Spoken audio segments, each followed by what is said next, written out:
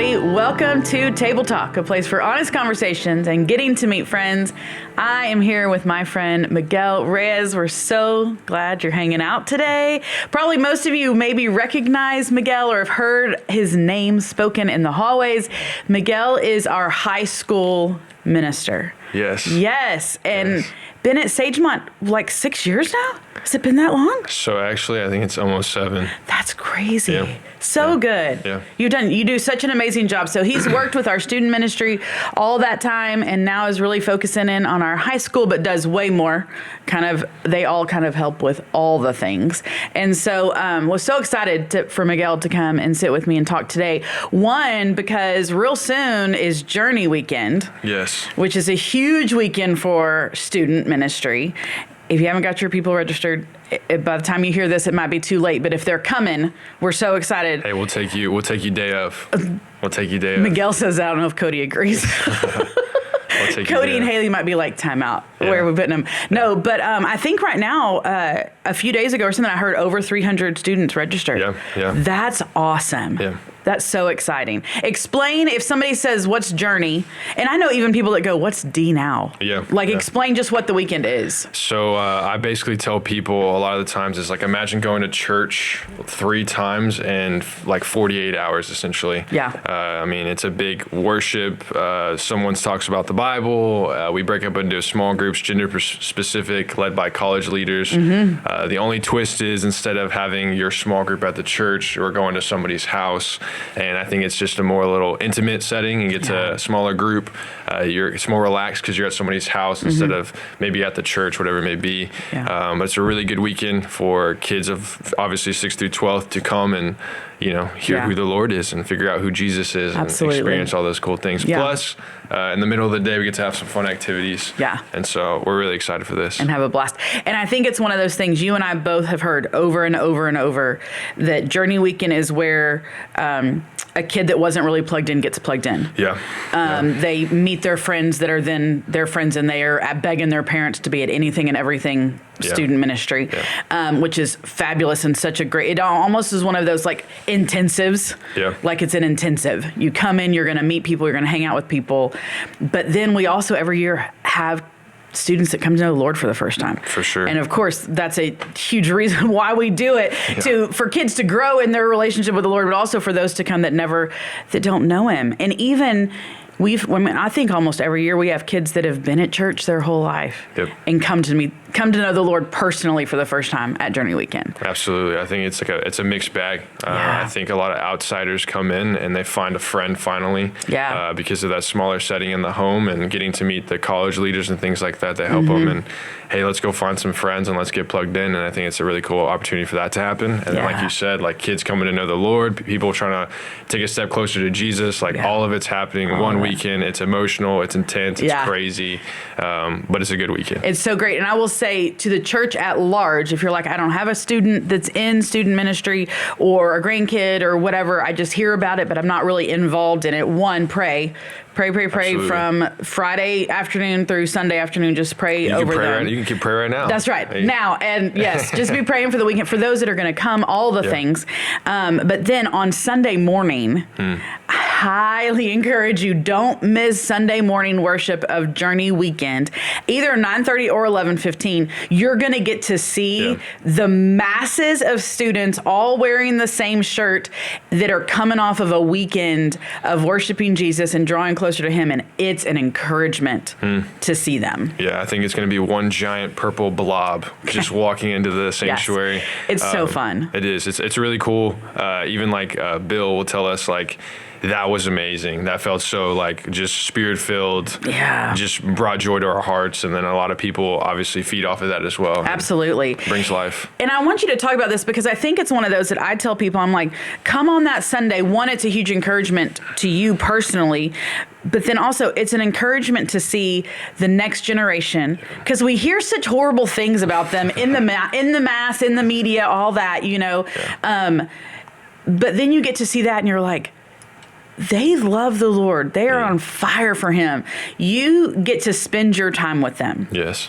Talk a little bit just about looking at that group of kids, what would you say you look at them and go, this is where they are killing it, doing amazing, just something you see in that generation that excites you? I think everybody is tired of hearing things, and they want to do things, if that makes sense. They want to experience life, and because of that, obviously that could lead you down some wrong ways. Sure. But it can also lead you to some really cool ways. And so I think the students want people to simply, like, yes, I hear you saying it, but I want to walk with someone. I want to experience this life you talk about. And then once they're in it, it's full throttle, if that makes sense. It's like they're not looking back, right? Their hand is on the plow and they're going. They're all or nothing. And so I think that's really cool. So either you have a group of kids who's nothing, all right, or just there's nothing there, or they're like, we are here. I will literally, put my life on the line for the Lord. Like, I'm going to give my everything. And so that's what's really cool to see in this generation. It's either you're there or you're not. They're just either on fire or they're not on fire. But like once they get it, it's like they're not looking back. They're wanting to go. Yeah. I love that. Why do you have such a heart for students?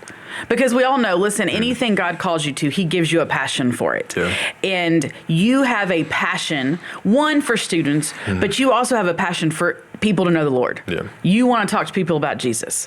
You are not ashamed of the gospel. You are such an example of that across the board. Why do you think the Lord called you to this right now and has equipped you in the way he's equipped you? So I believe, like, when I gave my life to the Lord, I think it was 18 or 19, someone literally, it was at a party, and I made some bad decisions, but I had a point in that day where I said, like, I'm done. This life, the life the world offers, has nothing to offer me anymore. I give up, gave my life to the Lord. 2 weeks later, someone showed me how to share the gospel in an apartment complex. Diego Gamara and a guy named Philip do 3 circles. If you know what that is, it's an awesome gospel sharing tool. We shared the gospel, and my brain exploded. And I was like, I understand my purpose in life, why I have a tongue, why I have a mouth. It's supposed to speak the good news of the Lord. And so from that, I also had a lot of weight on my heart because I looked back and looked at all the people I never shared with because I never got it. And I was like, only if I could go back to high school or junior high when I was a freshman or a 6th grader, and if I actually got it, how many people could I have shared with in a public school? Cool. I graduated with like 600 kids. Multiply that times 4, 6 times 4, 2,400 kids that you could share the gospel with. And so I think what's really cool is, like, I feel like the Lord has almost redeemed that thought through the student ministry, because we're on 5 different campuses a week. We get to go from Pearland, Pasadena ISD, CCISD, homeschool, like private schools, you name it. Like we're talking to these kids, we're talking to these campuses.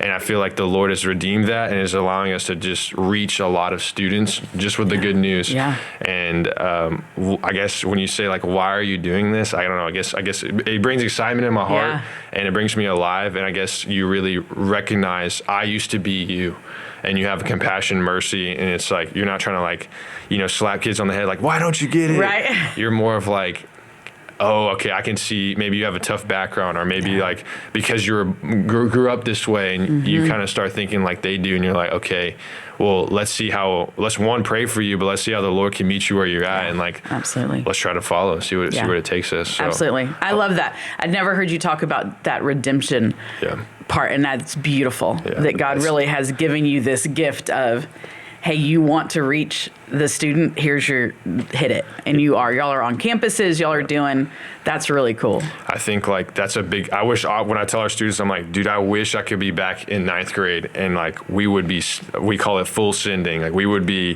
figuring it out. We'd be going to school, but we wouldn't really be going to school. We'd be trying to talk to kids or whatever it may be and figuring it out.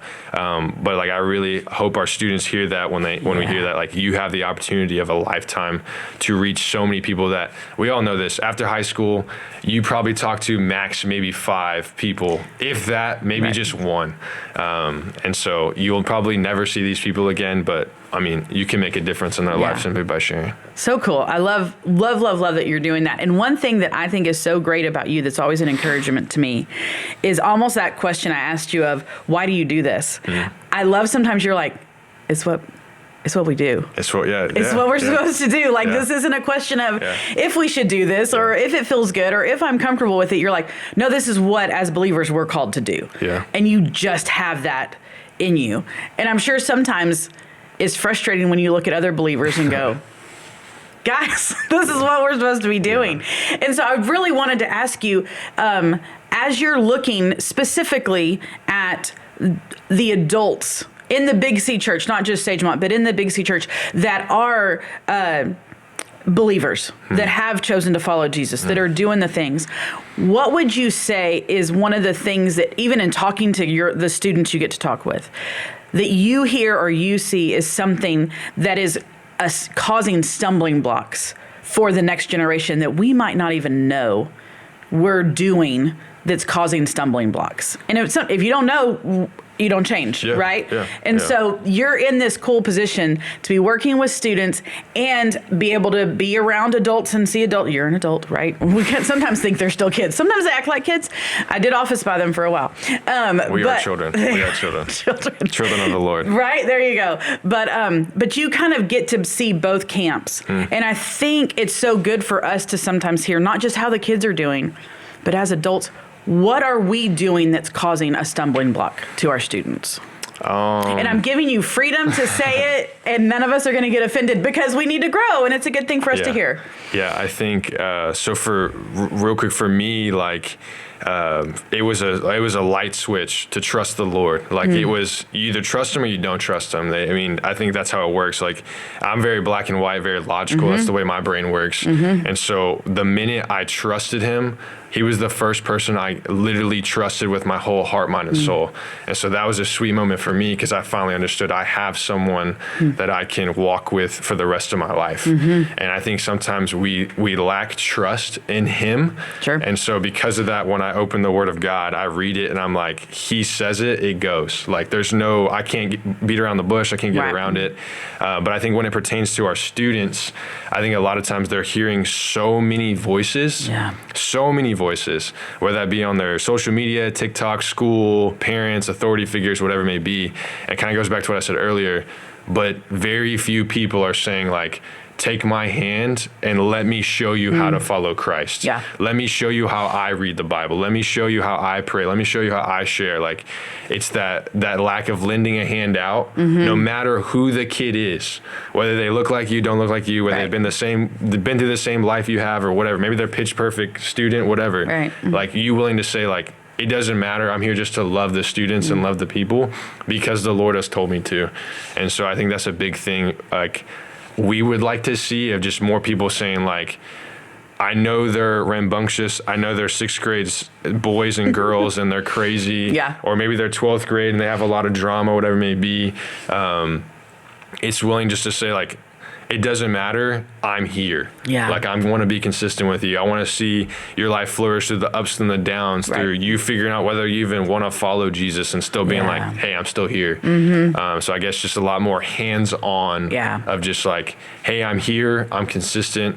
I want to take your hand and walk with you. And I'm telling you, so many students would be like, what?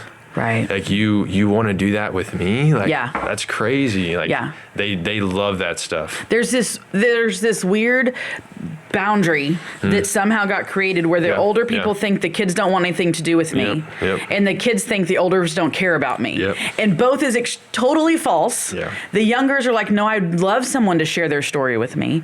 And the elders are like, I'd love to pour into you. But there's this weird thing that makes you think they don't want to hear what I have to say, or I'm too much for them, whichever direction it is. And don't get me wrong, like student ministry's tough. And like we always say we play the long game. So like you might not see immediate results or that's not even why we do it, but like you might not see any change in a person's heart. You might be talking to them from sixth grade.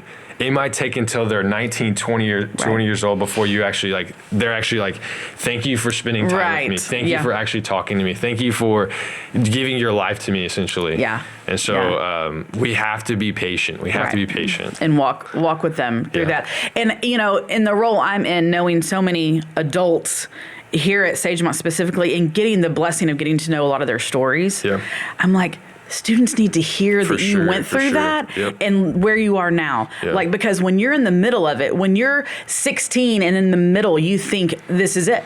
This is where there's no getting out of this. This is where I'm going to be. And every day feels like an eternity and 3 months feels like forever, you know. And for an adult to come back and go, no, I was there and I walked through that and this is what I walked through. And this, look, there is life after high school.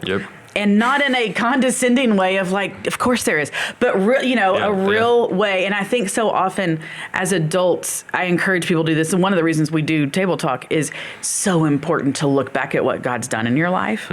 Because then you are like, okay, I see what you did. Now I'm going to share it. He always gives us a reason and a story to share. So I love that. Just adults, be willing to share your story. Be willing to reach out a hand and say, how are you doing? Tell me about yourself. Also, a lot of students can sniff out really quick who's fake and who's real. And all they want you to do is be real. Like, tell me your dirty, grimy stories that that way I can see your flaws and see like, oh, you are a human too. And I think that's what they crave that. They're like, okay, this woman is real. Like, they're being genuine. They're showing up every week. They say they care about me, and I see how they care about me. And they're like, okay, like I guess I'll start listening. There's this. I remember when I was teaching in elementary school, and I had this one 5th grader that was just being a toot and just not behaving and the whole thing. So we were having a meeting with his mom, and she looked at me and she said, she goes, well, he has to know that you respect him before he'll respect you. And I remember going, what? No, that's not how this works. He respects me because I'm the authority figure. And in a school setting, yes, you teach your kids to respect their teachers, all that. But I think in that trust thing, there almost is that, hey, I'm going to show you that you can trust me. I'm not just going to blindly say, you have to trust me. And it's one of those where you look at them and say, hey, with Jesus, you don't have to question whether you can trust him or not. But because they have so many different things that happen in their lives, trust is a hard thing. Because you've been hurt. And then we take human characteristics and put them on God, and that causes lots of trouble. But that's when you are willing to go, I'm going to work with you through this. To show you that. I think too, like a big thing with our students is like authority figures. Like like every student automatically thinks that we can buck authority or like challenge it and all of these things. And it's like, they can, and you have to give them that space to do it, if that makes sense. But at the same time, we also have this moment of correction as well. Random story. We had a student one time come in, and his name was Isaiah. He probably doesn't watch this. He probably won't even know I'm saying this. But I love you, Isaiah. He's at Dobie right now. He came in, and we told him, hey, like, we have this Bible study, or like next week when y'all come, like we want you guys to come and like hear a story. And he was like, no, it wasn't that. He was like, we asked you to come to service. And he goes, you think we're like buffoons? Like, you don't think we'll like actually do what you say or like whatever? And I was like, okay. I say, like, I'm gonna give you this space, right? Like, you go do what you want to do, or like you say you're gonna go to service. All right, I'll trust you on that, and I'll let you go to service. Guess what he didn't do? Go to service. He did not come to service. So next week, right, we're in the gym. Isaiah walks in. I beeline it to Isaiah. I say, Isaiah, what'd you think we were going to call you? He's like, what are you talking about, dude? And I was like, what'd you think we were going to call you? And he was like, I have no idea what you're talking about. I said, you said we thought you were fools and buffoons because you weren't going to listen. What did you not do last week? And he was like, oh, I didn't go to service last week. And I was like, that's crazy, because you said we were going to call you a name when like you didn't even become a man of your word. And he like literally sat there for a second, and he was like, all right, you're right. Like, respect. And then ever since then, he has come every week, not to church, but he'll come to the Bible study we have in the gym. And his whole attitude towards us has completely changed. And so it's like, we've done that with a couple of students where it's like, we'll let you have that space to challenge authority and like respect, but then we're going to hold you accountable to your own word. Love it. And then all of a sudden, like, character changes. And they're like, dang, they actually do care about me. And they do want to see me grow as a human. And they're like, I think this can work. That's awesome. I think this can work. So I think that's so cool because so often we don't want to do the accountability piece because we don't want to hurt anybody. We don't want to upset them. Yeah. But really, that's the thing that shows we care. Yep. That's the thing that shows we care. Yep. So I love that y'all do that. And y'all do across the board. You know, there is an accountability in student ministry of, hey guys, this is what we're going to do. This is what we're going to do. Looking at students, what do you think is, we talked about kind of the things that are really awesome for them right now. What are the things that are just causing them to not walk with the Lord or to not want to have that? What are the things in their lives right now as you are looking at 6th through 12th graders? What's the thing in their life that is just hard for them right now? I mean, besides being in 6th through 12th grade in general, but what do you look at in the world right now as parents, as we're looking, as grandparents? What is the thing we should be going, okay, this is hard for them? I think the first word that comes to my mind, and we probably all would say this, is apathy. Like they simply just don't care. And the hard part is we're human and I can't make you care. That's what I was going to say. How do you, what do you do with that one? And so a lot of times it's I feel like we're talking to brick walls. And it's just all right, Lord, we do this every week. I can't change a man or a woman, but you can. Yeah. So putting that faith and trust in the Lord and trusting that He's going to do a work. And just so for sure apathy, but I also think the other one that pops in my brain is cell phones. As much as I sound like a boomer right now or an old man right now, screen time is crazy. Yeah. I heard a kid yesterday. I asked him, I said, what's your screen time? He goes, an hour. I said, Leroy, I'll give you $100 right now if your screen time's an hour. He looked at his screen time. It was 12 hours. I'm like, you're in school. How are you on your... Yes. And so many of our kids, their screen time is 8, 9, 10, 11, 12, 16 hours on their phone. And I'm like, this got to be not good. This has to be not healthy for your brain, for whatever you're feeding yourself. Right. And so I think that too is the feeding tube of the brain is there's so many things coming in that they're trying to process it. And most of the stuff, I'm going to probably put money on it, is not healthy for them. Right, yeah. And so I would say they're just getting fed so many different ways. So I guess trying to, plus the apathy of not caring because they're being fed so many ways, distinguishing what do I actually listen to? Yeah. What do I actually follow? And things of that. Yeah. And I mean, gosh, that's adults too, right? I mean, I think both of those things, which again, if we're struggling with that in our, in our homes as adults, well, of course our kids are. And the apathy thing is where you go, well, I don't really want to actually work on the screen time thing. That's where the apathy, so then the screen time, so they go hand in hand soundly. And that's one of the things I love that at y'all's winter retreat, y'all did solitude and that quiet. Yeah. Because we do just have stuff coming at us all the time. Yeah. In the car, listening to stuff, on your phone all the time, TVs. I mean, we just constantly, even if it's good, even if it's preaching and worship music and all of those things. There's not a time that the phone's not playing a sermon or music or worship music or whatever. It's just go, go, go, go, yes. go. And that just being still and being quiet. And silence. Yeah. It's a whole deal. I feel like one more thing too is I've been kind of hitting on this is they want somebody to show them example, be the example for them. And so they're just waiting to be scooped up and to be shown individually. Imagine if we had a leader for every student in the ministry. Right.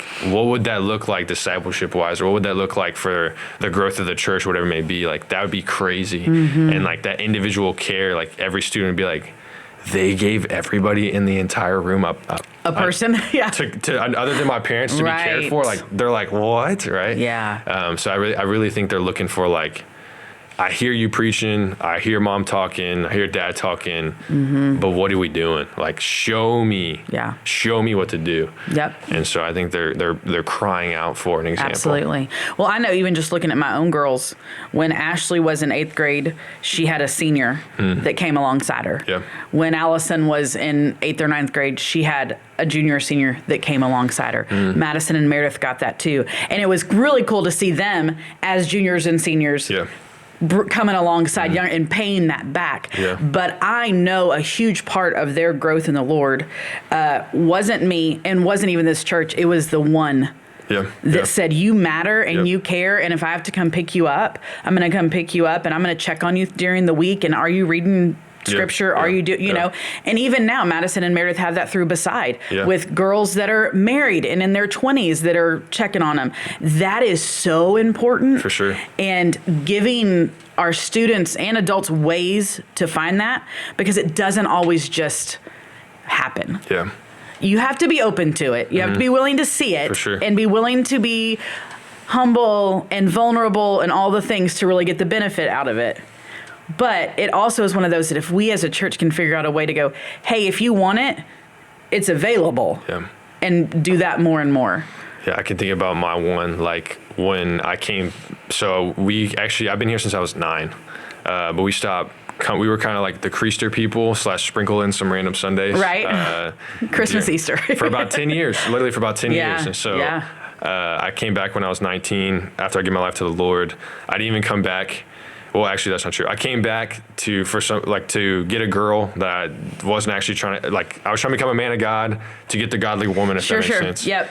And then after 6 months of sitting under Cody when he was a college pastor, gave my life to Jesus.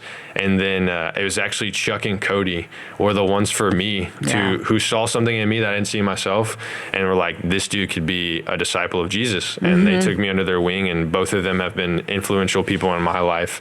And now we all work together, which is crazy. Which is fun.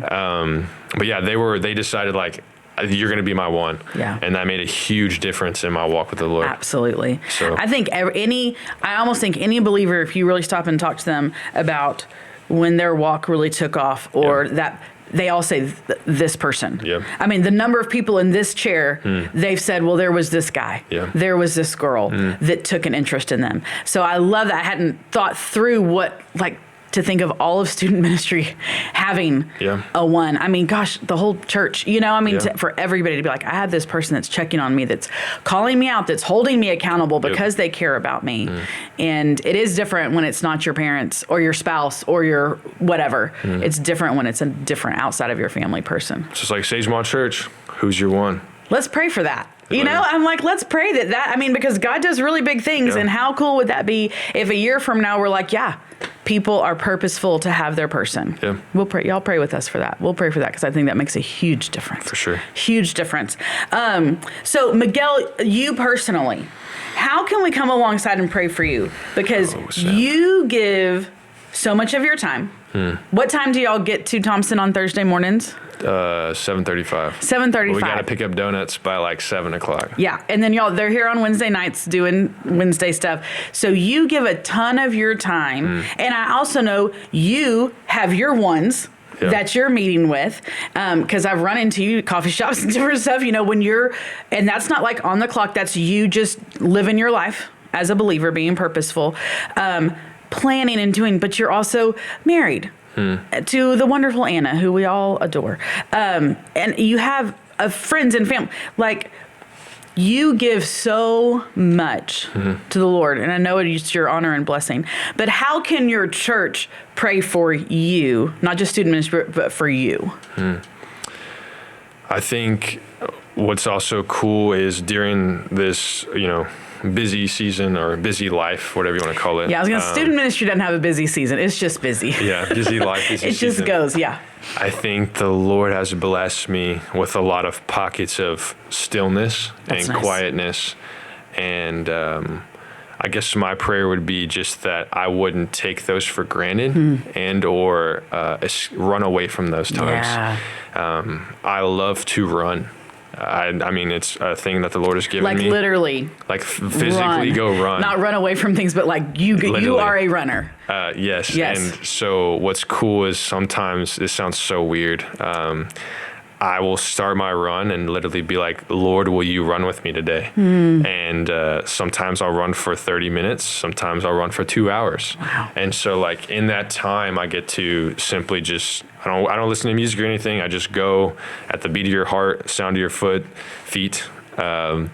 and just ask the Lord some questions, think deep thoughts, things like that.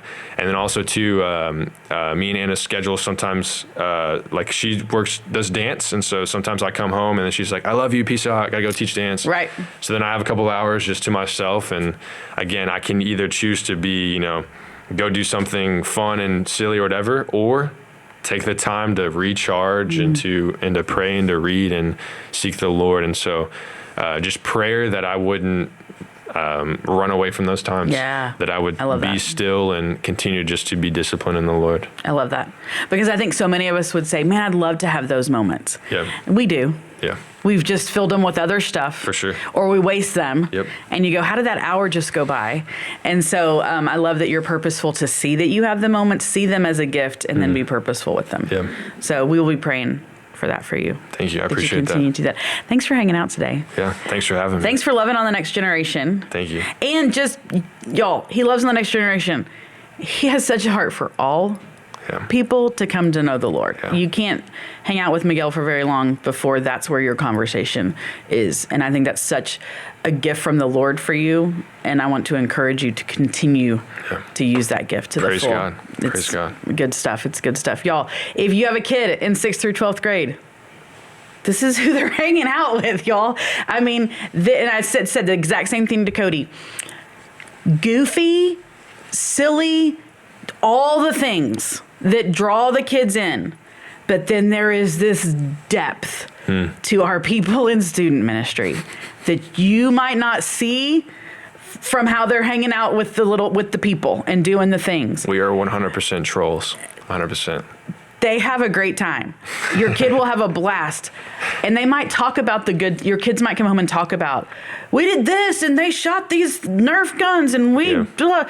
But man, they are hearing good theology. They are being challenged. They are being held accountable. So yes, it's the fun, but it is the depth of spiritual maturity. And so y'all are doing a fabulous job. Thank you. Keep going. Y'all bring your kids to student ministry. Pray for Journey. It's going to be an amazing weekend. Pray for Journey. And then y'all listen to the praise reports. Celebrate the awesome things that God does over Journey weekend. We don't just want to pray about it and then not circle back around and go, Lord, let me see what you did.